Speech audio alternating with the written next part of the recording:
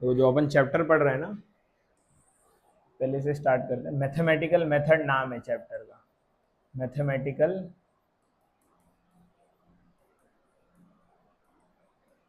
Method. इसमें अपना purpose क्या है, क्या पढ़ रहे हैं अपन, स्केलार और वेक्टर। स्केलार क्या होता है और वेक्टर क्या होता है। लास्ट लेक्चर में देखा था अपन ने वेक्टर को ऐड कैसे करते हैं, समझ रहे। अब उसके ऊपर जो सम दिया था वो किया गया तुमने, लास्ट लेक्चर वाला जो क्वेश्चन था वो आया ना, उसका आंसर एक्सेलरेशन निकालना था ना।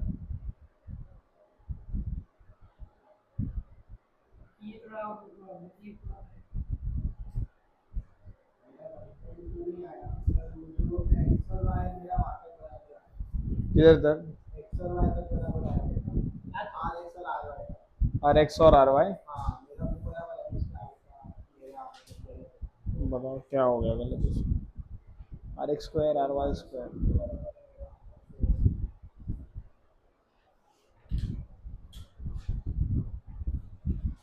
ये 16 तूने लिखा 100।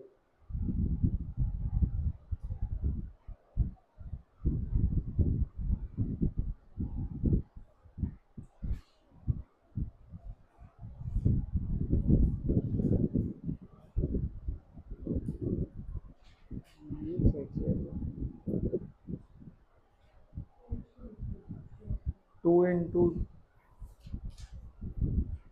ये 20 होगा ना, 2 इंटू 10 करेगा ना, 20√3। क्यों, 20√3 प्लस 3। उधर तुम लोगों ने किया क्या,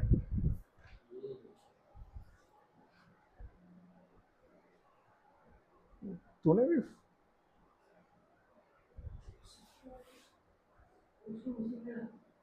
तूने भी 40 कैसे लिखा। हाँ देखिए 16, ये 100, 2 इंटू 10 20। नहीं ये दो, ये 10 इंटू √3 पूरा एक टर्म है ना, तो 2 बार 2 नहीं आएगा ना। हाँ ये 2 नहीं आएगा, सिर्फ 20√3 आएगा ये, मेरा बता।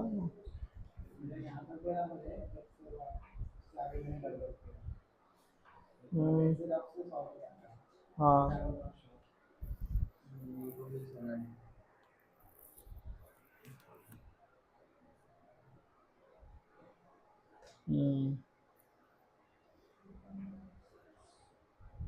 इसमें कितना वैल्यू है, ये 10, ये 1 और ये 2√3 ना, और ये 5 ना। लोग में सॉल्व करना, देखो उसमें क्या करना था अपने को, एक्सेलरेशन फाइंड करना था, ये सवाल था। ये ब्लॉक का मास कितना है, 5 kg है। इसके ऊपर जो फोर्स लग रहा है, एक फोर्स यहां लग रहा है, ये फोर्स कितना है, 10 न्यूटन। एक फोर्स कहां लग रहा है, ऊपर, ये कितना है, 1 न्यूटन। और एक फोर्स कहां लग रहा है, ये साइड, ये कितना है, 2√3। इनको कुछ नाम दिया है क्या, 1 2 3 ऐसा। F1 कौन है, 10। ओके ये 2√3 है, ये F3 है। हाँ राउंड ऑफ करना पड़ेगा, F1 F2 और F3। अब इसको सॉल्व करेंगे ना, किसके कंपोनेंट रिजॉल्व करेंगे, ये दोनों तो हॉरिजॉन्टल और वर्टिकल है, इसको कुछ नहीं करना, इसको रिजॉल्व करेंगे। इसका एक कंपोनेंट ऐसे आएगा और सेकंड कंपोनेंट इधर आएगा। ये एंगल दिया है क्या उसका, कौन सा एंगल दिया, वर्टिकल के साथ दिया है, ये 30 डिग्री गिवन है ना, तो ये 30 हो गया। तो ये कंपोनेंट क्या बनेगा, ये F2 है, तो ये क्या बनेगा, F2x, सॉरी F2y, ये बनेगा F2y, और ये क्या बनेगा, F2x। तो F2y का वैल्यू कितना होगा, 2√3, जिसके साथ एंगल पता है उसको क्या लिखते हैं, कॉस ना, 2√3 cos 30 और f2x को क्या लिखेंगे 2√3 sin 30। ये बात समझ रहे हैं ना, 2√3 sin 30, ये f2y हो गया, ये f2x हो गया। अब हमें क्या निकालना है, रिजल्टेंट। कैसे फाइंड करते थे अपन? हाँ, इसको तो सॉल्व कर सकते हैं। cos 30 कितना हो जाएगा, √3/2, ये कितना हो गया, 3 हो गया ना, √3/2 इंटू √3, तो 3/2, यानी ये बचेगा 3 न्यूटन। और ये कितना हो जाएगा, हाफ, यानी ये हो जाएगा √3, ये हो गया √3 न्यूटन बराबर। ये हो गया f2y और f2x। अब इसके बाद अपन क्या करते थे, हाँ, अब यहाँ पे एक से ज्यादा है ना, तो किसका रिजल्टेंट चाहिए हमें, इन तीनों का ना, f1 f3 और f2 का। तो f1 plus f3 plus f2, तो r लिखेंगे अपन, जो भी x डायरेक्शन में उसको i लिखते थे ना, ये पॉजिटिव x में है ना, तो इसको क्या लिखेंगे i। तो f1 की जगह क्या लिखेंगे 10i, f3 की जगह 1j ना, ऊपर जा रहा है ना j, और नीचे रहेगा तो -j। अब इसके दो कंपोनेंट है, तो इसका ये कंपोनेंट तो नेगेटिव x में है ना, तो f2 का वैल्यू क्या आएगा -√3, और ये कंपोनेंट कितना आएगा, हाँ यहाँ दिस इज -√3i, प्लस ये वाला कंपोनेंट भी आएगा ना, ये कितना आएगा 3j। ये बात समझ रहे हैं ना, ये जो कंपोनेंट अपन ने लिखा, ये जो वैल्यू लिखा, ये किसका लिखा है, इसका वैल्यू लिखा। f2 के दो कंपोनेंट है ना, एक y में एक x में, जो y में उसके साथ j लिखा। y का कंपोनेंट क्या है 3, x का कंपोनेंट क्या है √3, तो इसको क्या लिखा -i, क्योंकि नेगेटिव में जा रहा है, तो वैल्यू हो गया। अब इसको अरेंज करो, r बार इक्वल टू क्या लिखेंगे, i वाला टर्म साथ में, तो 10 -√3, ये क्लियर है। i वाला टर्म क्या लिखा साथ में, प्लस j वाला टर्म, j वाले टर्म में क्या होगा 3 + 1 4j, दैट्स इट। अब हमें क्या करना है, i यानी x डायरेक्शन हो गया, i का मतलब क्या हो गया x डायरेक्शन, यानी ये x में आएगा, दिस इज rx, ये rx हो गया ना, और ry कितना हो गया 4, तो ये rx का वैल्यू है और ये ry। अब इन दोनों का रिजल्टेंट कहीं होगा, इनके बीच में ये होगा ना, दिस इज व्हाट r, और इस एंगल को अपन क्या बोलते हैं अल्फा। मतलब अभी अपन क्या निकाल रहे हैं, r किसका रिजल्टेंट है, rx और ry का। अब एंगल 90 है ना, तो 90 डिग्री के लिए r का वैल्यू के लिए क्या शॉर्टकट था, √, यस, a² + b², तो rx² ry², तो r मिलेगा यहां से √, rx कितना है 10 -√3 का स्क्वायर, और ये कितना हो जाएगा +4 का स्क्वायर। इसको सॉल्व करेंगे,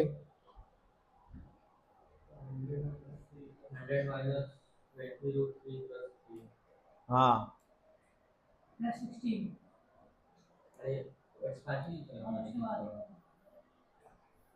यहाँ क्या लिखेंगे आप, r इक्वल टू √10 का square 100 -2 × 10 × √3, a² - 2ab plus b² यानी 3, और ये 16, यानी कितना हो गया 16 + 3 19, 100 - 19, यानी r का वैल्यू लिखेंगे अपन यहाँ पे,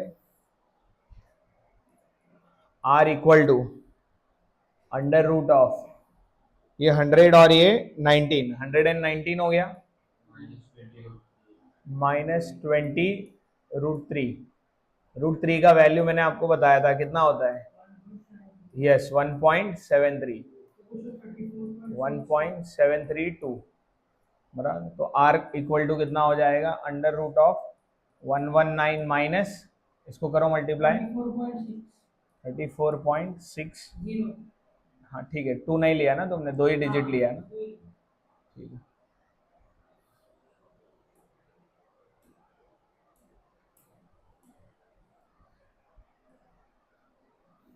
तो नंबर कितना आ जाएगा, आर इक्वल टू 84.4, बराबर है ना। 119 माइनस 34 पकड़ लो ऐसे। अब इसका यानी लगभग 9 के आसपास आएगा, 9 से थोड़ा ज्यादा आएगा ना ये वैल्यू, दिस मच न्यूटन। और हाँ ले सकते हैं अपन, F इक्वल टू एम है। अगर हमारे पास 4 ऑप्शन होते तो अपन राउंड ऑफ करके ऑप्शन से सिलेक्ट कर सकते थे, लेकिन इस क्वेश्चन में नहीं दिया है तो अपन ऐसे रख रहे हैं। F कितना है, ये अपन ने कैलकुलेट किया ना, F यानी ये रिजल्टेंट फोर्स है। ये कितना है, अंडर रूट ऑफ 84.4। मास कितना है इसका, 5, और A हमें फाइंड करना है, तो यहाँ से A मिल जाएगा, अंडर रूट ऑफ 84.4 अपॉन 5, यानी आप इसको 81 ले लेंगे तो आंसर कितना आएगा, 9/5। हाँ ये अप्रोक्सीमेट हो जाएगा ना।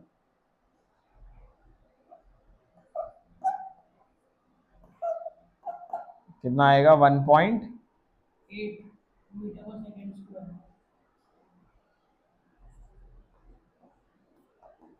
रियल आंसर इससे थोड़ा ज्यादा होगा ना, क्योंकि ये वैल्यू 9 से थोड़ा बड़ा आएगा ना, तो जो भी ऑप्शन 1.8 से ज्यादा दिखेगा उसको अपन क्या करेंगे, टिक करेंगे।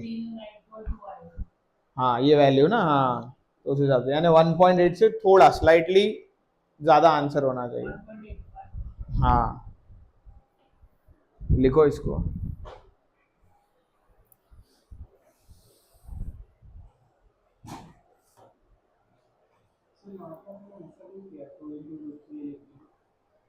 किधर, ये ये होल स्क्वायर है ना, a माइनस बी का होल स्क्वायर, तो क्या किया, ये a स्क्वायर माइनस 2ab फिर b स्क्वायर।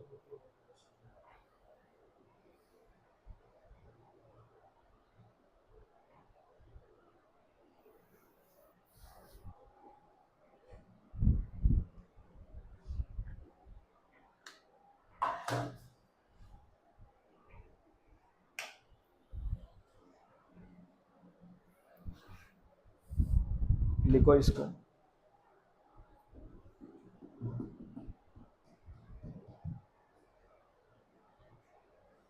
अल्फा कैसे फाइंड करेंगे इसमें, टेन अल्फा के लिए क्या फॉर्मूला था,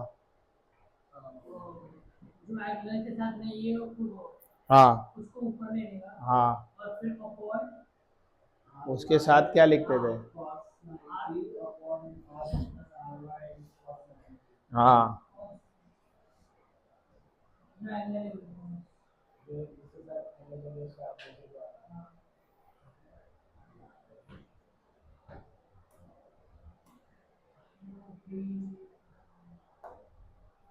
लिखो इतना, फिर लिखते हैं उसको।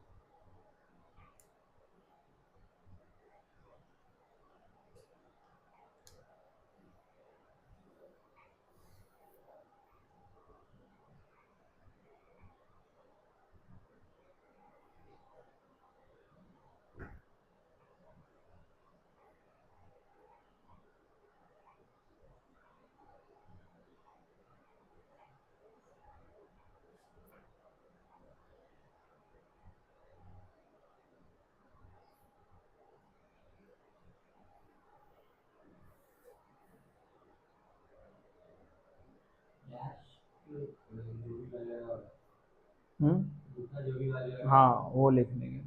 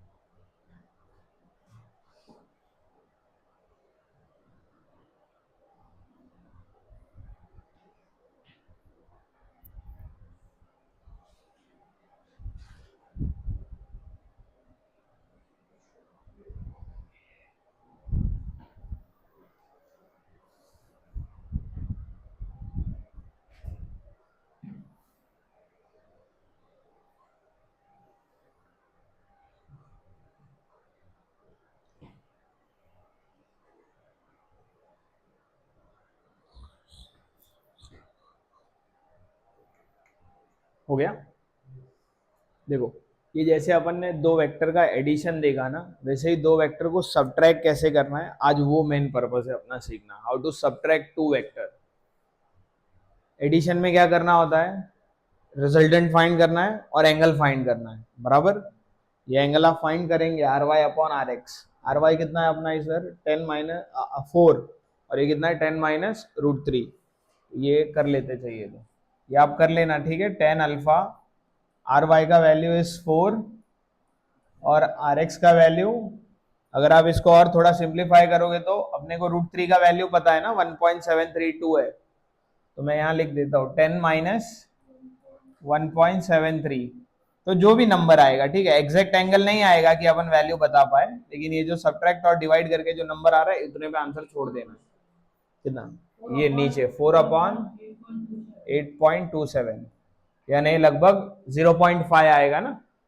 0.5 से कम आएगा या ज्यादा आएगा मेरे को बताओ।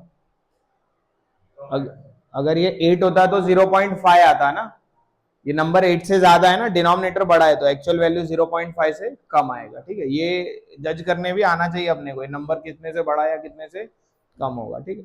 तो अभी के लिए इतना ही छोड़ रहे, क्योंकि हमें 0.5 नहीं पता, ठीक है, और वो याद भी नहीं करना है अपने को। तो ये हो गया। अब आते हैं सब्ट्रैक्शन पे। वेक्टर लिख लिया ना,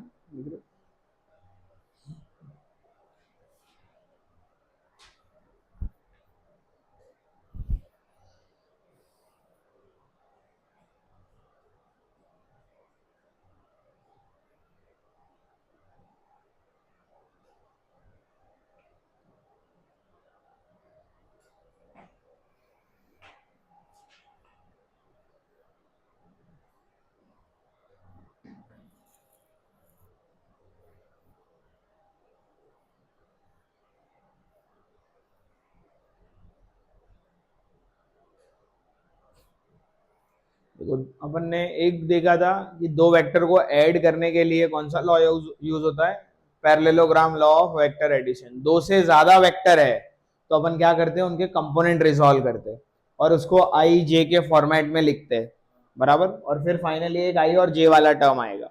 अगर के भी हो सकता है, मान लो 3 डायरेक्शन में, अभी तो ये सब अपन 2D बना रहे, 3D भी हो सकता है, एक्स वाई और जेड तीनों डायरेक्शन में फोर्स लग रहे, तो रेयरली आता है, लेकिन हमें समझ लेना है। अगर तीसरा डायरेक्शन होता तो उसको क्या लिखते, जेड लिखते। तो अगर बाहर आ रहा है तो पॉजिटिव जेड, अंदर की तरफ है तो नेगेटिव जेड। उस केस में यहां कौन सा टर्म होता, आई जे, और एक के वाला टर्म भी होता।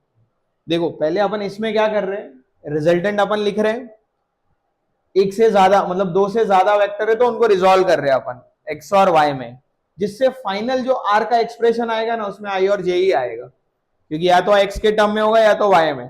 तो अपन क्या कर रहे हैं, बहुत सारे फोर्स को दो वेक्टर के फॉर्मेट में लेके आ रहे हैं, समझ रहे ना। ये क्या हो गया, आई और जे हो गया, और ये दोनों हमेशा आई और जे परपेंडिकुलर रहेगा, आई यानी एक्स, जे यानी वाई हो गया।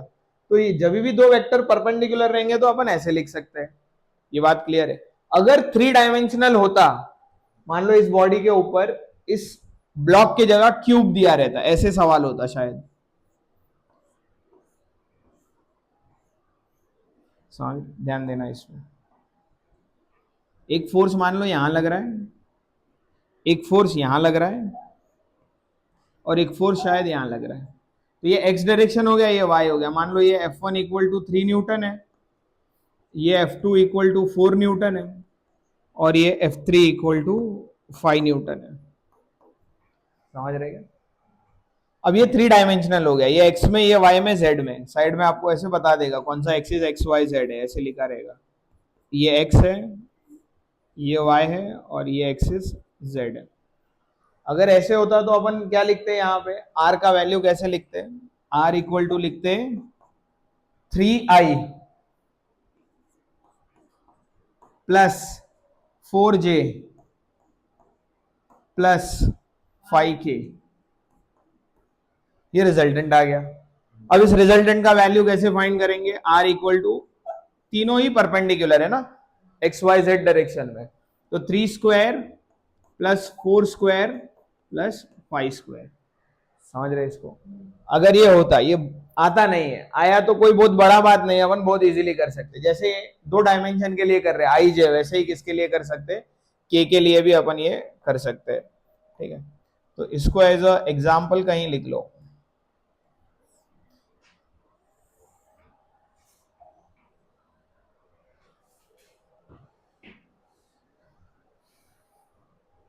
ये किसका रिजल्टेंट है? इन तीनों का। वैल्यू कितना आएगा? ये 25 हो गया, ये 25, यानी √50 आएगा। √50 इज 5√2 न्यूटन।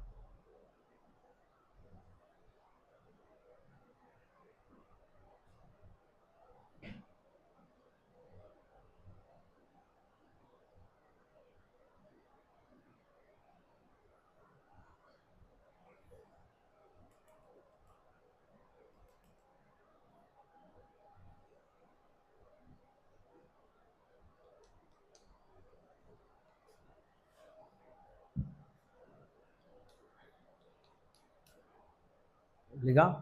देखो इसको इमेजिन करना है, मेरे को पेन दो एक, और एक पेन दो ना। देखो ये ऐसे 3 वेक्टर है, मान लो ये कोई तो पार्टिकल है यहाँ पे, इस पार्टिकल के ऊपर 3 डायरेक्शन में फोर्स लग रहा है। ये वाई में लग रहा है कितना? 4 न्यूटन। एक्स में कितना है? 3 न्यूटन। और जेड में 5 न्यूटन है। अब अपन क्या बोल रहे हैं, इन तीनों को रिप्लेस करके एक ही फोर्स लगाएंगे जिसका वैल्यू 5√2 है।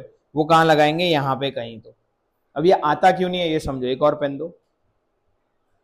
देखो ये सब हटा के हमें एक रिजल्टेंट यहां लगाना है। अब ये नॉर्मली अब तक क्या होता था कि कोई भी 2 ही डायरेक्शन होते थे, ये एक्स है तो ये वाई है, जेड नहीं होता था। तो रिजल्टेंट इनके बीच में कहीं तो आता था। तो इसका एंगल बताना बहुत इजी है, ये एंगल हो गया ना इसका अल्फा।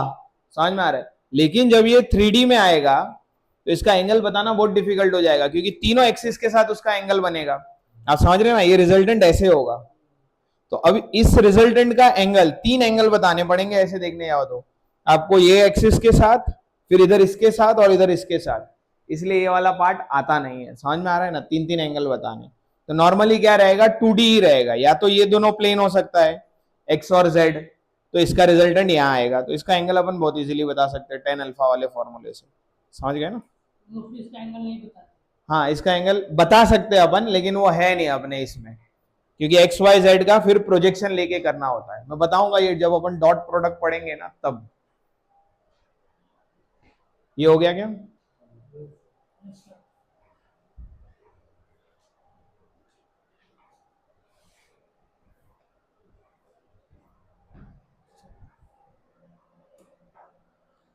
देखो अब अपने को क्या सीखना है, वेक्टर सब्ट्रैक्शन,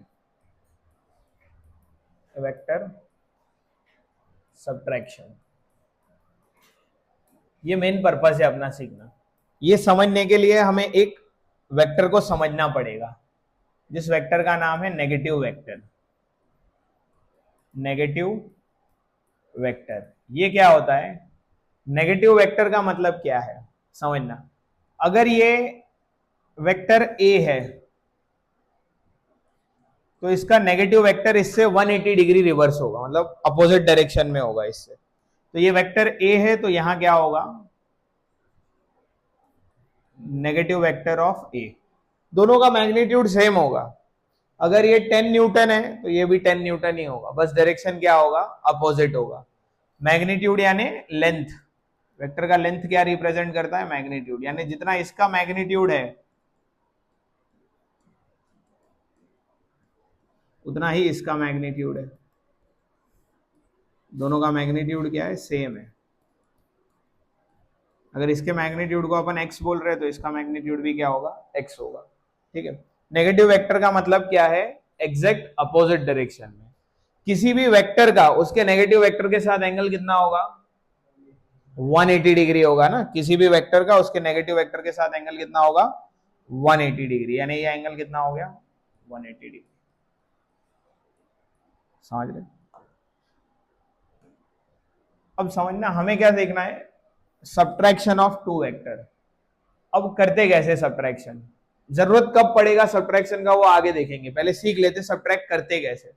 तो अगर r करके कोई वेक्टर है r बार और हमें इसको सब्ट्रैक्ट करना है a बार माइनस b बार, बराबर। अब तक अपन एडिशन देख रहे थे, अब क्या देख रहे हैं, सब्ट्रैक्शन की। दो वेक्टर को सब्ट्रैक्ट करना है तो सब्ट्रैक्शन को अपन ऐसे भी मान सकते हैं, इफ दिस इज r बार तो मैं इसको लिख सकता हूं a बार में मैं माइनस b बार को ऐड करूंगा। समझ रहे क्या, ये क्या है, सब्ट्रैक्शन ऑफ वेक्टर। सब्ट्रैक्शन को अपन एडिशन के जैसा ही डील करना चाह रहे हैं। ये क्या है, माइनस बी वेक्टर है। अगर मैं इसको ड्रॉ करना चाहूं, देखो ध्यान देना, इसका मतलब क्या हो गया समझना। अगर मेरे को पहले दो वेक्टर को ऐड करना होता, मान लो ए और बी को ऐड करना होता, तो अपन क्या लिखते हैं, R bar equal to A bar plus B bar. इसका रिजल्ट अलग आएगा, इसका रिजल्ट अलग आएगा। अब इनका मतलब समझो, let's say this is A बार, ठीक है, ये क्या है, ए बार है और ये बी बार है।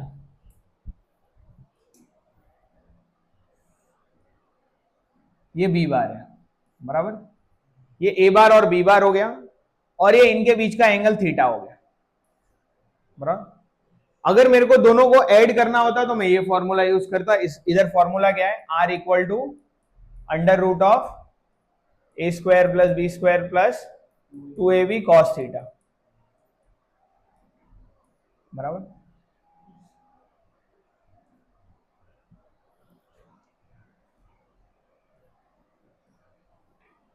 अब नेगेटिव बी बार, ये एडिशन का बात हो गया। अब इधर क्या कर रहे हैं अपन, ए बार में क्या ऐड कर रहे हैं, माइनस बी बार। तो माइनस बी बार कहां होगा, कहां होगा बताओ, बी के एग्जैक्ट अपोजिट होगा ना, 180 डिग्री। अभी देखा ना नेगेटिव वेक्टर, अगर ए बार इधर है तो माइनस ए बार इधर होगा। तो अगर बी बार इधर है तो इसके एग्जैक्ट अपोजिट डायरेक्शन में क्या होगा, माइनस बी बार। आप समझ रहे। अब आप इसको आप सब्ट्रैक्शन करना चाह रहे हैं, लेकिन आपके पास सब्ट्रैक्शन का कोई मेथड नहीं है, आपके पास एडिशन का मेथड है। तो आपने क्या बोला कि ए बार में अपन माइनस बी बार ऐड करेंगे। जब भी आप दो वेक्टर को ऐड करते हैं, अब ध्यान देना, इसका रिजल्टेंट अपन कैसे लिख सकते हैं, है तो एडिशन ही है। तो आप क्या लिखेंगे, R equal to under root of, क्या लिखेंगे, ए स्क्वायर, वही एडिशन का ही फॉर्मूला है, B square, A square plus B square plus 2ab, समझना इस बात को, बराबर, कॉस थीटा। थीटा किसके बीच का एंगल लिखेंगे, अभी यहां किसके बीच का एंगल था, ए और बी के बीच का ना, हाँ, ए और माइनस बी के बीच का एंगल लिखना है। नाउ इन दिस केस जो यहां एंगल लिखेंगे वो ये एंगल होना चाहिए, ए और माइनस बी के बीच में ये एंगल है ना, हाँ 180 माइनस थीटा, ये एंगल कितना आएगा 180 माइनस थीटा, यानी यहां लिखेंगे कॉस 180 माइनस थीटा। ये बात समझ गए? अब इसको आगे सॉल्व करते हैं। तो r equal to under root of A square plus B square plus 2ab cos 180 minus theta. समझना इसको लिखते कैसे, ये कौन से क्वाड्रेंट में आएगा मेरे को बताओ। एस्टेक रूल पढ़ा था ना, सोचो। फोर्थ में आएगा। कहां से क्वाड्रेंट स्टार्ट करते हैं, यहां से या यहां से? फर्स्ट क्वाड्रेंट कौन सा है, राइट वाला है लेफ्ट वाला है? ये फर्स्ट है ना, तो ये क्या हो गया सेकेंड, ये क्या हो गया थर्ड, और ये फोर्थ। तो हाँ ये था ना एस्टेक। 180 माइनस थीटा कौन से क्वाड्रेंट में आएगा? फोर्थ में। क्यों बोल रहे थे मेरे को बताओ, थीटा कहां से मेजर करते हैं, यहां से ना। ये थीटा 0 है, ये 90 हो गया यहाँ पे, और यहाँ कितना आएगा 180। और 180 में प्लस करना है माइनस करना है? माइनस। तो माइनस करने का मतलब क्या है, पीछे ना। तो 180 से पीछे तो आप सेकंड क्वाड्रेंट में पहुंचेंगे ना। और समझ रहे क्या, सेकंड क्वाड्रेंट में कौन पॉजिटिव है, साइन पॉजिटिव। अपना रेशियो क्या है कॉस, हाँ cos 180 minus theta second quadrant है। पहले क्वाड्रेंट डिसाइड करते बाद में साइन, तो क्या लिखेंगे माइनस, बराबर ना। सेकेंड क्वाड्रेंट में कॉस नेगेटिव है, रेशियो 180 है ना, तो रेशियो रिमेन सेम या चेंज? 90 और 270 पे चेंज होता था, 180 360 पे सेम रहता था। तो कॉस है तो क्या रहेगा, कॉस ही रहेगा।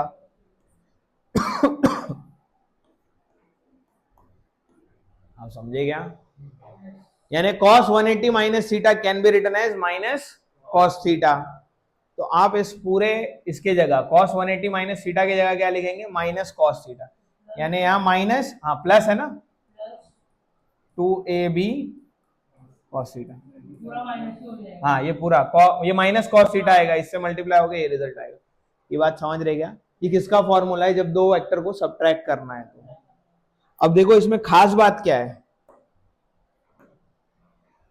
ये जो रिजल्टेंट आया ना, इसमें थीटा कौन सा एंगल है?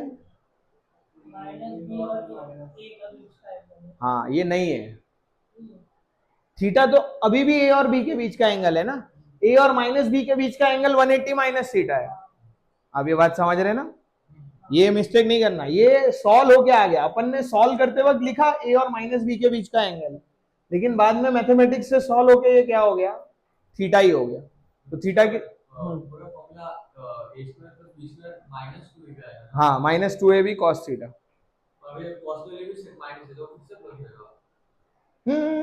इधर देखो ना, ये ऊपर वाली लाइन में देखो, ये 2ab cos 180 minus theta is how much, minus cos theta ना। अभी भी अभी हम लोगों ने प्लस कंसीडर किया था, मैं एक लाइन लिखता हूं, नहीं नहीं रुको अभी क्लियर हो जाएगा, इधर ध्यान देना। ये जो ऊपर लिखा है उसको मैं वापस लिख रहा हूं, प्लस 2ab, यहां सिर्फ वैल्यू रखते हैं, वैल्यू, ये माइनस नहीं रखते। माइनस का मतलब क्या है, अपोजिट डायरेक्शन में, जो भी बी का डायरेक्शन है उससे अपोजिट डायरेक्शन में। माइनस बी का मतलब क्या है, मैंने क्या बताया, दोनों का मैग्नीट्यूड सेम रहता है। तो अगर बी इधर है तो माइनस बी किधर होगा, इधर होगा। समझ में आ रहा है? अगर इसका वैल्यू 5 न्यूटन है तो इसका भी 5 ही होगा। माइनस क्या रिप्रेजेंट कर रहा है, ये उधर था तो ये इधर है। बी का मैग्नीट्यूड माइनस नहीं है, समझ रहे हैं? वेक्टर के पास दो चीज होती है, मैग्नीट्यूड और डायरेक्शन, दोनों का मैग्नीट्यूड 5 ही है। जब आप क्वेश्चन सॉल्व करेंगे तो A and B is value ना, समझ रहे ना। तो बी माइनस बी का मतलब क्या है, अपोजिट डायरेक्शन में, तो इसलिए अपन ने ये एंगल लिखा ना। ये समझ रहे ना क्या बता रहा हूं? हाँ तो ये समझ गए ना, तो यहां क्या हो जाएगा, ए बी,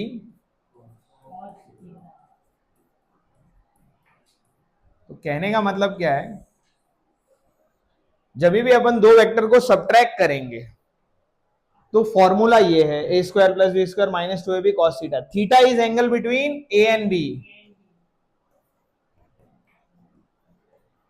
एंगल बिटवीन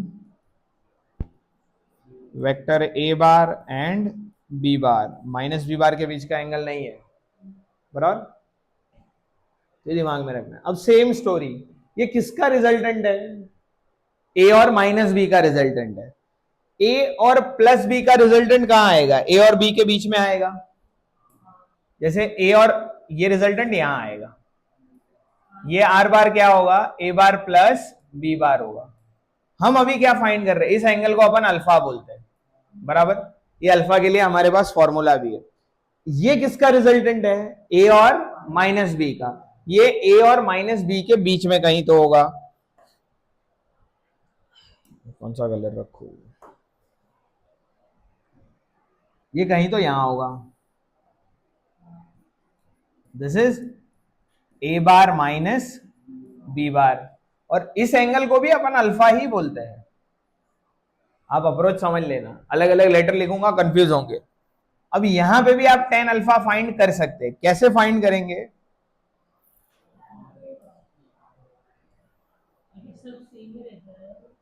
मैं बताता हूं, देखो.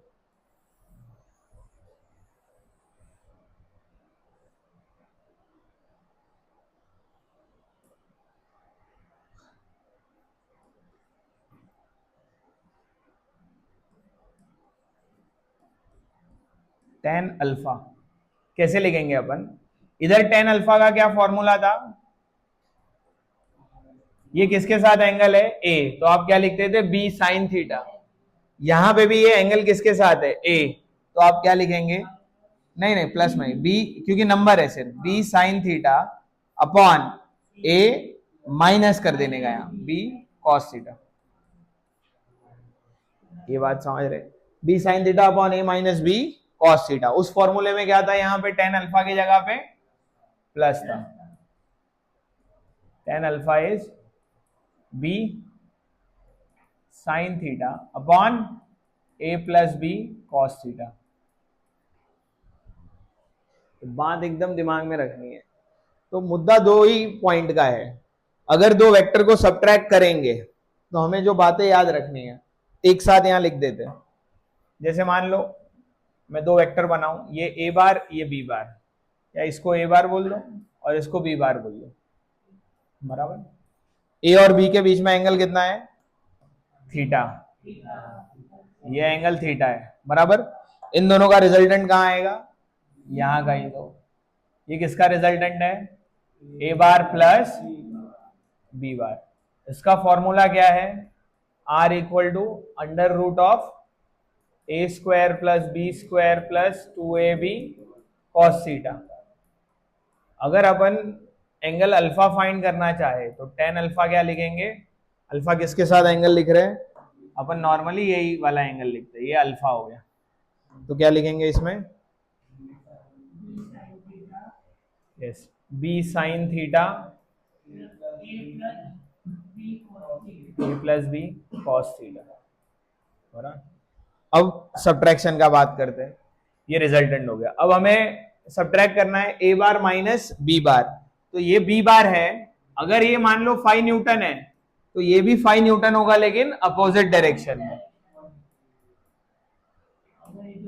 हाँ, ये एंगल इधर आएगा, मतलब ये हो गया माइनस बी बार. ये एंगल कितना होगा? 180 माइनस थीटा. समझ रहे ना? ये हो गया 180 माइनस थीटा, क्योंकि पूरा 180 होना चाहिए. अब इन दोनों का रिजल्टेंट ए बार और माइनस बी बार का रिजल्टेंट कहां होगा? यहां पे. ये किसका रिजल्टेंट है? ए बार माइनस बी बार का. इसका फॉर्मूला क्या है? R equal to under root of cos theta. Tan alpha, ये एंगल अगर अल्फा है यस, ये अल्फा है तो आप लिखेंगे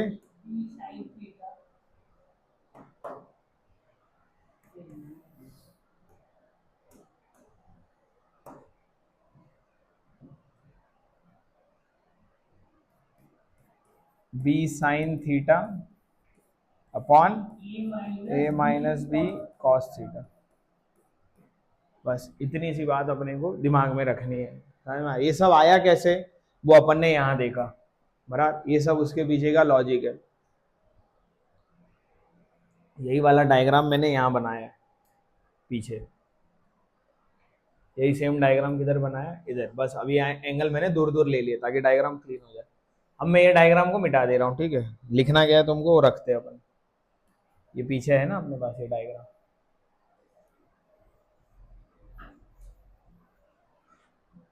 और ये एस्टेक रूल याद रखने का या भूलना नहीं है इसको, बहुत जगह काम आता है।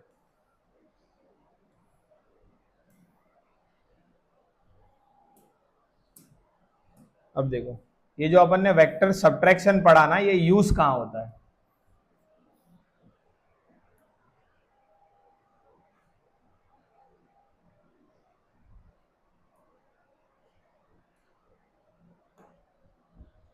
जैसे एक टर्म होता है रिलेटिव वेलोसिटी। क्या होता है? Relative velocity. ये क्या होता है? रिलेटिव वेलोसिटी का मतलब क्या है? वेलोसिटी हमें पता है, displacement upon time. Relative velocity क्या होता है समझना। रिलेटिव का मतलब है, जैसे मैं एक एग्जांपल बताऊं आपको। मान लो दो कार है, पहले एक कार मानते, ये कार ए है,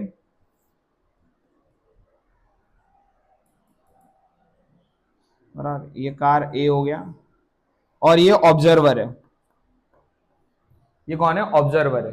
ये रेस्ट पे है। ये किधर है? रेस्ट पे। यानी इसका खुद का स्पीड क्या है? 0। ये कार का स्पीड है इट्स 60 मीटर पर सेकेंड, बहुत हाई स्पीड से जा रहा है, 60 मीटर पर सेकेंड। इसका वेलोसिटी क्या है? 0 है। ये जो अपन ने लिखा ना 60, वेलोसिटी है ना, हमेशा ऑब्जर्वर के हिसाब से डिसाइड होता है। वेलोसिटी किसके हिसाब से डिसाइड होता है? ऑब्जर्वर। ये जो मैंने स्पीड 60 लिखा, ये इसके लिए ऑब्जर्वर कौन है? ये है। समझ में आ रहा है? ये इंसान के हिसाब से ये गाड़ी का स्पीड 60 है। इसी गाड़ी में मान लो एक और इंसान बैठा है, बी, गाड़ी के अंदर है, बराबर। ये पर्सन ए था, ये पर्सन बी है, और ये रेस्ट पे ऑब्जर्वर है। ये कौन है? ऑब्जर्वर है। कहानी समझना तुम सही से। ये कौन है? ऑब्जर्वर है। तो तीन इंसान है यहाँ पे, कार के अंदर दो बैठे, ए और बी, और ये ऑब्जर्वर है। ऑब्जर्वर को पूछा ए का स्पीड कितना है, तो ऑब्जर्वर ने क्या बोला? ए का स्पीड है 60, क्योंकि वो गाड़ी में बैठा है, गाड़ी का स्पीड 60 है। ऑब्जर्वर को पूछा बी का स्पीड कितना है, तो उसने बोला 60, क्योंकि बी भी उसी गाड़ी में। अभी अपन ने बी को पूछा कि ए का स्पीड कितना है, बी को पूछा कि ए का स्पीड कितना है, तो कितना होगा? 0, बराबर ना। तुम्हारे बाजू में कोई गाड़ी में बैठा है तो वो तो रेस्ट पे दिखेगा। ये बात क्लियर है एकदम। तो ए का स्पीड, ये किसका, इसको क्या पढ़ते हैं? Velocity of B with respect to A. This is velocity of B with respect to A. मतलब बी का स्पीड ए के हिसाब से, मैंने उल्टा बता दिया, बी का स्पीड ए के हिसाब से, तो 0 ही आएगा। अगर ए का स्पीड पूछा जाए बी के हिसाब से, this is velocity of A with respect to B, it is also 0। यानी अपने को क्या समझ में आया? ये किसका स्पीड है? बी का स्पीड है। ए बोल रहा है बी रुका हुआ है, और ये ऑब्जर्वर बोल रहा है बी का स्पीड 60 है। आप समझ रहे क्या? यानी स्पीड किसके हिसाब से चेंज हो रहा है? ऑब्जर्वर के हिसाब से। हमेशा अपन जब भी स्पीड या वेलोसिटी लिखते हैं तो वो किसके रिस्पेक्ट में होता है? ऑब्जर्वर के। आज तक आपने जो भी पढ़ा ना स्कूल में, उसमें ऑब्जर्वर हमेशा रेस्ट पे होता था, इसलिए इसका कभी जिक्र ही नहीं होता था। समझ में आ रहा है? बाय डिफॉल्ट आप बोल रहे गाड़ी का स्पीड 60 है, मतलब ऑब्जर्वर रुका हुआ है। वो स्पीड 60 इसके अंदर बैठे हुए इंसान के हिसाब से नहीं होता है। समझ में आ रहा है? तो हमेशा स्पीड किसके रिस्पेक्ट में होता है? वेलोसिटी ऑब्जर्वर के रिस्पेक्ट में। ये दिमाग में रखना है, बराबर। अब इसको भी लिखने का, हमेशा वेलोसिटी लिखेंगे ना तो यहां अपन 2 लेटर लिखते हैं। This is velocity of A with respect to whom? Observer. और ऑब्जर्वर अपन हर बार ऑब्जर्वर नहीं बोलते, अपन ऑब्जर्वर को क्या बोलते हैं? ग्राउंड। जब भी ग्राउंड बोले यानी समझ लेना ऐसा इंसान जो रुका हुआ है, तो अपन इसको क्या बोलेंगे, velocity of A with respect to ground, this is velocity of B with respect to ground, ground means observer at rest, बराबर। यानी ए का स्पीड 60 है ऑब्जर्वर यानी ग्राउंड के रिस्पेक्ट में, ए का स्पीड 0 है किसके रिस्पेक्ट में, बी के रिस्पेक्ट में। ये बात क्लियर है। अभी देखो खेल कैसे चेंज होता है। ये एक गाड़ी हो गया, मान लो एक और कार है, इसके अंदर दो इंसान बैठे सी और डी। इस कार का स्पीड है 20 मीटर पर सेकेंड, इस कार का स्पीड कितना है 20। ये किसके हिसाब से होगा, हाँ विथ ग्राउंड। जब आप ऑब्जर्वर नहीं मेंशन कर रहे हैं ना, तो बाय डिफॉल्ट ऑब्जर्वर कौन है, ग्राउंड पे, ग्राउंड यानी रेस्ट पे। ये 20 किसके हिसाब से है, इसके हिसाब से स्पीड है। ये क्लियर है। अब इसको आप लिखेंगे कैसे, ध्यान देना। एक और बात जो अपने को समझ में आई, velocity of C is 20, velocity of D is also 20 with respect to home, ground. Velocity of C with respect to D and velocity of D with respect to C is 0। ये बात क्लियर है, बराबर। अब velocity of A with respect to C, समझ आ रहा है, दो गाड़ी जा रहा है, इसका स्पीड अलग है, इसका स्पीड अलग है, दोनों का स्पीड क्या है, डिफरेंट डिफरेंट है। कौन आगे जा रहा है, मान लो दोनों, ये गाड़ी, इसमें सी और डी बैठा है, इसमें ए और बी बैठा है, दोनों एक साथ स्टार्ट हुए, तो जल्दी आगे कौन जाएगा, हाँ ए भी आगे जाएगा। आप समझ रहे, और सी डी उसके पीछे आ रहा है। इसका स्पीड ग्राउंड के हिसाब से कितना है 60, इसका 20 है। अब अपन क्या पूछ रहे हैं, इसका स्पीड इसके हिसाब से कितना है, velocity of A with respect to C, ये कितना होगा, 40 होगा। समझो इस बात को, मतलब एक सेकेंड बाद ये 60 मीटर आगे जाएगा और ये 20 मीटर, यानी इनके बीच का गैप कितना है, 40 मीटर का ना, हर सेकेंड में। यानी इसको क्या फील होगा, ये स्पीड में जा रहा है, और कितना स्पीड ज्यादा है, 40। आप समझ में आ रहा है। इसको लिखते कैसे, इसको कैसे लिखेंगे, velocity of A with respect to C, velocity of A with respect to C, इसको लिखते हैं velocity of A minus velocity of C. क्या लिखते हैं, velocity of A minus velocity of C. इधर भी वही लिख रहे थे अपन सब, वेलोसिटी लिखने का यही तरीका है, जो पहला लेटर लिखा उसमें से दूसरे लेटर को सबट्रैक्ट करना है। यहां पे दूसरा लेटर क्या था, 0 था ना, इसका स्पीड 0 है, ये ग्राउंड है, इसका स्पीड 0 है ना। यहां क्या लिखेंगे आप, वी ए जी क्या होगा, V A minus V G, V B G, V B minus V G. यहां क्या होगा, V B minus V A, V B का स्पीड 60 माइनस 60, 0। समझ रहे ना। अब इस पे आते हैं, ए विथ रिस्पेक्ट टू सी, तो यहां ए का स्पीड कितना है 60 20, ये कितना आएगा 40। हाँ, मतलब ए का स्पीड सी के हिसाब से कितना है 40 मीटर पर सेकेंड। इस बात को समझना, ए का स्पीड सी के हिसाब से कितना है 40 मीटर पर सेकेंड। अब तुमको ये किसने बोला यहां विथ रिस्पेक्ट टू ग्राउंड ही लिखना है, वेलोसिटी ऑफ, ये क्या लिखा, A velocity of A with respect to C. फिर अपन ने क्या किया, velocity of A minus velocity of C. Velocity तो हमेशा किसी के रिस्पेक्ट में होता है ना, तो जब भी कोई बात नहीं होता है तो बाय डिफॉल्ट किसके रिस्पेक्ट में, ग्राउंड के रिस्पेक्ट में। समझ में आ रहा है ना, इसलिए अपन ने 60 माइनस 20 लिखा। ये बात क्लियर है। अब इसका मतलब क्या है, वी ए सी 40 आया, मतलब जो ए है वो हर सेकेंड में 40 मीटर आगे जाएगा, किसके कंपैरिजन में, सी के कंपैरिजन में। ये बात दिमाग में रखना है। रिलेटिव वेलोसिटी का मतलब क्या है, ये इतना आगे जाएगा। एकदम क्लियर है। सवाल उल्टा भी हो सकता था, ये A with respect to C हो गया ना। अगर आपको सवाल पूछे velocity of C with respect to A, हाँ वी ए, आप क्या लिखेंगे, V C minus 20 minus 60 minus 40। Minus का मतलब क्या हो गया, C with respect to A. अब ऑब्जर्वर कौन है, ए। कहानी समझो, इधर ए है इधर सी है। हर एक सेकेंड में, एक सेकेंड बाद ए कितना आगे गया 60, ये कितना आगे गया 20। मतलब हर एक सेकेंड बाद जो सी है वो ए से 40 मीटर पीछे छूटते जाएगा। नेगेटिव का ये मतलब है। पॉजिटिव का मतलब क्या है, ए सी से हर एक सेकेंड में 40 मीटर आगे बढ़ते जाएगा। समझ रहे हैं ना।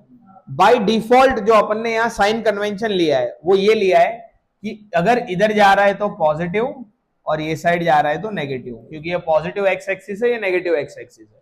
अगर कोई ऑब्जेक्ट ऊपर जा रहा है तो प्लस लेंगे, नीचे आ रहा है तो माइनस लेंगे। वेलोसिटी वेक्टर क्वांटिटी है। वेलोसिटी कैसा क्वांटिटी है, वेक्टर। तो हमें हमेशा डायरेक्शन का ध्यान देना। मैंने यहां कहीं नहीं बनाया, लेकिन हर बार यहां ऊपर क्या आएगा, ऐसे आएगा। समझ रहे। अभी ध्यान देना, ये तो एक बात हो गया। ये दोनों कहां जा रहे थे, सेम डायरेक्शन में जा रहे थे। अगर दो बॉडी अपोजिट डायरेक्शन में है, समझना, जैसे मान लो ये कार ए हो गया और ये कार सी हो गया, ये क्या हो गया, सी हो गया। ए का स्पीड है 50 मीटर पर सेकेंड, किसके रिस्पेक्ट में, ग्राउंड। सी का स्पीड है 20 मीटर पर सेकेंड। समझ रहे। अब इस बात को समझना, बाय डिफॉल्ट अपन कौन से डायरेक्शन का स्पीड पॉजिटिव लेते हैं, जो राइट साइड जा रहा है, और जो लेफ्ट में जा रहा है उसको माइनस लेते हैं। अब अपने को लिखना क्या है, velocity of A with respect to C लिखना है। तो क्या लिखेंगे अपन, V A minus V C. Velocity एक वेक्टर क्वांटिटी है, ये इधर जा रहा है ना तो इसका स्पीड पॉजिटिव आएगा। ये माइनस तो फॉर्मूले का माइनस है, समझ में आ रहा है ना। अभी देखो लिखने का तरीका समझ, धीरे धीरे एकदम क्लियर हो जाएगा। ये 50 हो गया और ये इधर आ रहा है ना, माइनस ऑफ -20। ये माइनस तो फॉर्मूले वाला ही हो गया, ये इसका डायरेक्शन अपोजिट है, इसके लिए ऐसे लिख रहे। तो ए के हिसाब से सी का स्पीड कितना है, 70। ए के हिसाब से सी का स्पीड कितना है, 70 मीटर पर सेकेंड। समझ में आ रहा है, ये एकदम क्लियर रखना है। तो इसको अपन एक सिंपल तरीके से भी याद रखते हैं। अगर दो body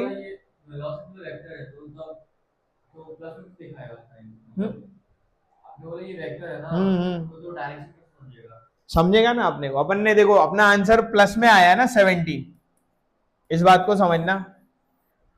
velocity of A with respect to C, A का स्पीड सी के हिसाब से कितना है, 70। नहीं, ए किसका स्पीड देख रहे हैं, ए का speed. It is a velocity of A with respect to C. अगर यही आप C with respect to A करेंगे तो माइनस आएगा। देखो लिखो, velocity of C with respect to A, so V C minus V A, तो कितना हो जाएगा, वी सी इज -20, 50। सही बात है ना, मीटर पर सेकेंड। सी नेगेटिव डायरेक्शन में आ रहा है ना, बस ए को उसका फील कितना स्पीड फील होगा, 70 फील होगा। समझ रहे। अगर कोई ग्राउंड पे रुका रहता तो वो क्या बोलता, इसका स्पीड 20 है, इसका 50 है। ये इधर जा रहा है तो -20 बोलेगा, ये इधर जा रहा है तो +50 बोलेगा। समझ रहे। इसी बात को थोड़ा और आगे बढ़ाते हैं। अब अपन आई और जे के फॉर्मेट में लिखेंगे। एक्स मतलब आई लिखते हैं और वाई मतलब जे लिखते हैं। राइट में जा रहा है तो +i, लेफ्ट में आ रहा है तो -i, ऊपर जा रहा है तो +j, नीचे आ रहा है तो -j। ध्यान देना, ये पॉइंट ए है, ये एक बॉडी इधर जा रहा है, ये हो गया velocity of A. Let's say this is 30 metre per second. इसको अगर मेरे को वेक्टर के फॉर्म में लिखना है तो मैं क्या लिखूंगा, V A equal to 30i बराबर।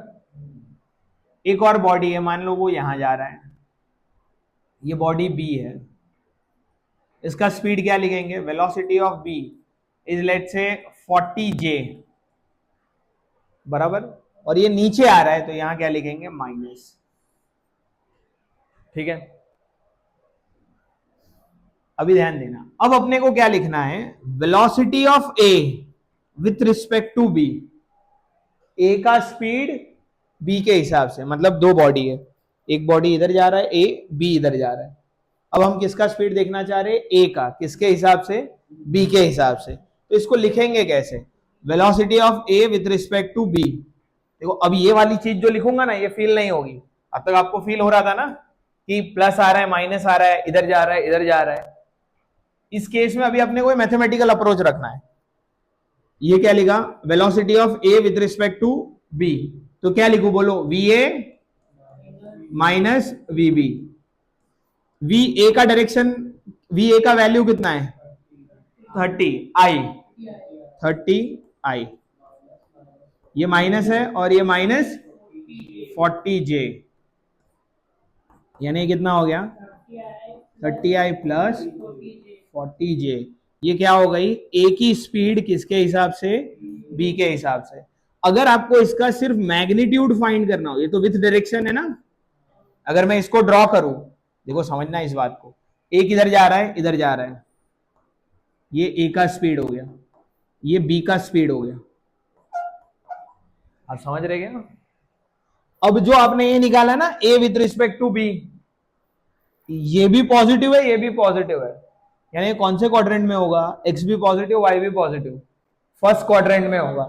इसको अगर आपको ड्रॉ करना है ना, तो ये ड्रॉ कैसे होगा वेक्टर के फॉर्म में, मेरे को बताओ, ये मैं एरो ऐसे बनाऊं या ऐसे बनाऊं, फर्स्ट वाला एरो सही है दूसरा वाला, हाँ क्यों पहला वाला, क्योंकि ये फर्स्ट क्वाड्रेंट में जा रहा है, बराबर। तो ये जो लिखा ना ये, this is velocity of A with respect to B, ये फील नहीं होगा, समझ में आ रहा है ना। ये क्या आ गई, ए की स्पीड बी के हिसाब से, मतलब ए इधर जा रहा है बी इधर जा रहा है, जो इस गाड़ी में बैठा है ना उसको इसकी स्पीड क्या फील हो रही है, ऐसे डायगोनली, समझ में आ रहा है ना, ये ऐसे डायगोनली जा रहा है ऐसा। तो ये है ए की speed with respect to B, और इसका मैग्नीट्यूड, अगर सिर्फ मैग्नीट्यूड निकालना है तो बहुत इजी है, 30 का स्क्वायर प्लस 40 का स्क्वायर, ये कितना आ जाएगा 50 आ जाएगा, बराबर। ये 900 और ये 1600, 2500 हो जाएगा ना, 2500 यानी 50 मीटर पर सेकेंड। यानी बी को फील होगा कि ए का स्पीड 50 मीटर पर सेकेंड है और वो कैसे जा रहा है, ऐसे जा रहा है, डायगोनली जा रहा है। रियल में वो कैसे जा रहा है, ऑब्जर्वर के हिसाब से एक्स में जा रहा है, लेकिन बी खुद मोशन में है तो उसको फील होगा कि ये ऐसे डायगोनली जा रहा है, समझ में आ रहा है ना। ये बात दिमाग में रखना है, एकदम क्लियर है। अब यहीं आता है वेक्टर सब्ट्रैक्शन, ये तो अपन ने, ये भी वेक्टर का ही पार्ट हुआ ना, समझ रहे, ये वेक्टर एडिशन हो गया। अब वेक्टर सब्ट्रैक्शन कैसे करेंगे, अगर मान लो, ध्यान देना, कि आपको बोला एग्जाम्पल के तौर पे, यही सवाल होता है, अगर find velocity of A with respect to B, this is find velocity of A with respect to B, तो ये अपन ने सॉल्व कर दिया है, बराबर। अब यही सवाल same, find velocity of A with respect to B, अगर मान लो ये ए है, इसका वैल्यू है 30 मीटर पर सेकेंड, और ये मान लो बी है, इसका वैल्यू है 40 मीटर पर सेकेंड। ये ए हो गया बी हो गया, आपका सवाल क्या है, और ये एंगल आपको दे रखा है, let's say this angle is 120 degree, theta is 120 degree, ये गिवन है सब आपको, आपका सॉल्यूशन। आपको फाइंड क्या करना है, velocity of A with respect to B find करना है। कैसे फाइंड करेंगे, वी ए बी ऐसे लिखेंगे आप, which is V A minus V B, बराबर। इसको क्या लिखेंगे, V A minus V B. अब इसको सॉल्व करने के दो तरीके, ये दो ही वेक्टर है ना, दो वेक्टर रहेंगे तो आप डायरेक्ट रिजल्टेंट का फॉर्मूला लगाओ, दो से ज्यादा होते थे तो अपन कंपोनेंट रिजॉल्व करते थे, बराबर। तो अब मैं डायरेक्ट रिजल्टेंट का फॉर्मूला लिख रहा हूं, मेरे को पता है ये a माइनस बी है ना, वेक्टर a में से वेक्टर b सब्ट्रैक्ट हो रहा है, तो वी ए बी का क्या फॉर्मूला होगा, under root of V A square plus V B square minus V A V B cos, yes cos 120, हाँ बराबर ना। ये आएगा आपका वी ए बी का value, under root of V A square कितना है 30 का square 900, 1600 minus 2 into 30 into 40 cos 120 कितना होता है माइनस हाफ। तो यहां से क्या मिलेगा वी ए बी का वैल्यू मिलेगा। हाँ ये 2 कट होगा माइनस माइनस प्लस हो जाएगा। ये 2500 हो गया प्लस 1200 हो गया ना, समझ रहे ना इस बात को। ये 2 से 2 चले गया माइनस माइनस प्लस हो गया। तो वी ए बी कितना आएगा अंडर रूट ऑफ 3700 बराबर इतना मीटर पर सेकेंड, जो भी वैल्यू आता रहेगा। 19 60 से ज्यादा आएगा, 60 से ज्यादा 20 से कम कैसे 60 से ज्यादा आएगा ये कंफर्म है। 3600 के बाद सीधा 4900 है ना, तो 70 से कम और 60 से ज्यादा। ठीक है, तो जो भी ऑप्शन रहेगा अपन टिक मार सकते हैं। वैसे ज्यादा 60 के नजदीक रहेगा ना, 70 से थोड़ा दूर रहेगा वो। चलिए ये एक बात हो गया, ये आ गया ना आंसर। यहाँ क्या यूज किया आपने वेक्टर सब्ट्रैक्शन। इसी क्वेश्चन को आप ऐसे भी कर सकते हैं जैसे अपन ने इसको सॉल्व किया ना, इसमें अपन ने वेक्टर सब्ट्रैक्शन का फॉर्मूला नहीं लगाया। हाँ तो इसमें भी वही करेंगे, वापस कंपोनेंट रिजॉल्व करके भी कर सकते हैं, करते हैं इसको तो दिमाग में बैठ जाएगा अपने। तो एक तो ये तरीका हो गया। और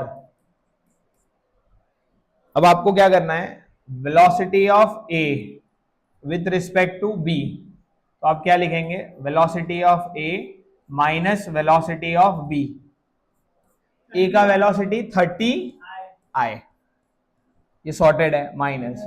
अब बी इंक्लाइन है ना, तो इसको रिजॉल्व करना पड़ेगा। इसको कैसे रिजॉल्व करेंगे, एक्स और वाई में। अब देखो ये एंगल 120 है, तो मेरे ख्याल से ये एंगल कितना होना चाहिए 60 डिग्री होना चाहिए। अगर ये 40 है तो ये कितना आएगा 40, ये एक्स कंपोनेंट हो गया, बी का एक्स कंपोनेंट हो गया ना ये, अरे ये वी भी है ना इसका एक्स कंपोनेंट, तो कितना आएगा ये 40 कॉस 60 ना, जिसके साथ एंगल पता है उसको कॉस लिखते हैं। और ये वाला कंपोनेंट कितना हो जाएगा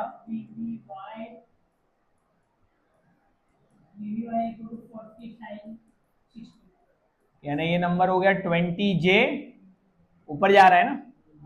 चलो मैं इधर IJ नहीं लिख रहा हूँ, ठीक है उसमें लिख दे। और ये कितना हो जाएगा, नहीं नहीं ये √3 भी आएगा ना, sin 60 इज √3/2 ना, तो 20 √3 ये 20 आएगा। क्लियर है ये, बराबर ना। एक तो अपन ने ऐसे सॉल्व कर लिया, अब अपन कंपोनेंट रिजॉल्व करके देख रहे हैं। तो ए का स्पीड तो हमें क्लियर है कि 30 आई है, बी का स्पीड क्या आएगा, एक्स और वाई दोनों के कंपोनेंट आएंगे। ये कितना आएगा 20 है ना ये वैल्यू, क्या लिखूं मैं हाँ -20 आई प्लस ये तो ऊपर जा रहा है ना 20 √3 J। समझ गए तुम। अब क्या करेंगे, वी ए बी 30, ये माइनस माइनस प्लस होगा, तो ये कितना हो गया 50 आई माइनस 20 √3 J। अब ये आई और जे है ना, तो इसका रिजल्टेंट हम फाइंड कर सकते हैं। यस 50 का स्क्वायर प्लस यही 20 √3 का स्क्वायर। अब लिख सकते हैं -20 √3, लेकिन प्लस ही हो जाएगा ना ऐसे। ये कितना हो जाएगा 2500।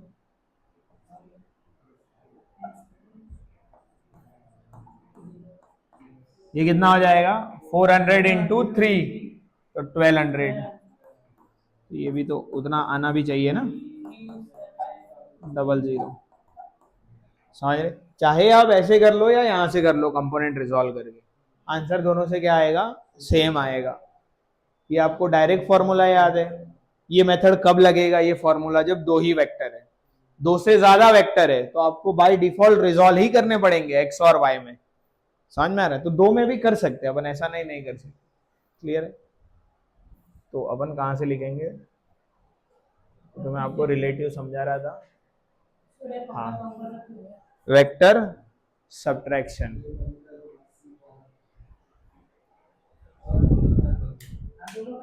हाँ,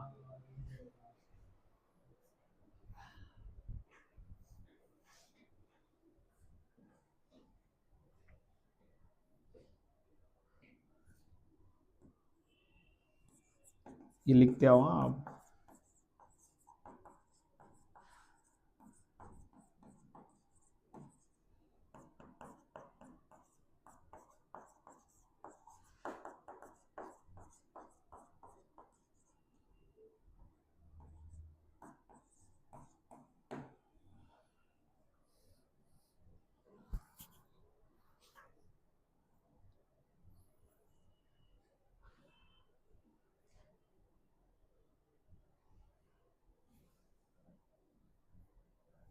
इसको मिटा दे रहा हूँ।